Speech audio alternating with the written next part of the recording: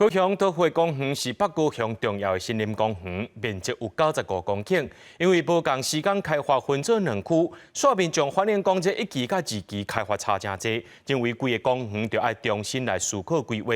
主管处表示讲，因为2期是粪扫场重新利用，这土质无适合设大型的场所，敢若会当种一寡树仔美化环境尔。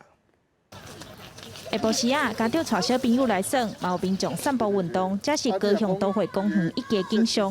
等到来到2期公园这，除了游戏场封掉，涂骹拢是叶啊。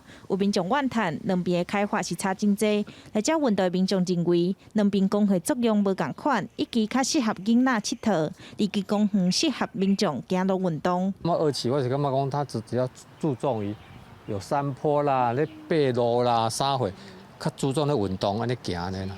嘿，两个功能我是感觉较无共款。因为会当加增加像即马较流行的共融式的公园。高雄都会公园拢总有95公顷，来分做1期甲2期。主管处表示，因为2期过去是粪扫场，涂骹底是一站土一站粪扫，拢总有900公吨的粪扫，但年的平均落立1-2公分，并无适合开发，敢来当种树仔美化环境。13当前了开发，到即马来讲吼，咱种起的树木吼有咧生长，但是伊的天然的条件就是讲无讲足好，所以目前看起来敢若两边有小可安尼无共，伊是其实是有伊的本身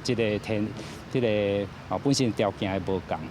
主管处表示，为着美化环境，公园2期的土地今年会种1丛的树仔，针对2期的环境甲风化游戏场，会加强清洁甲拆除。另外，公园会伫1期已经设置新的游戏区，按算6月就会完工。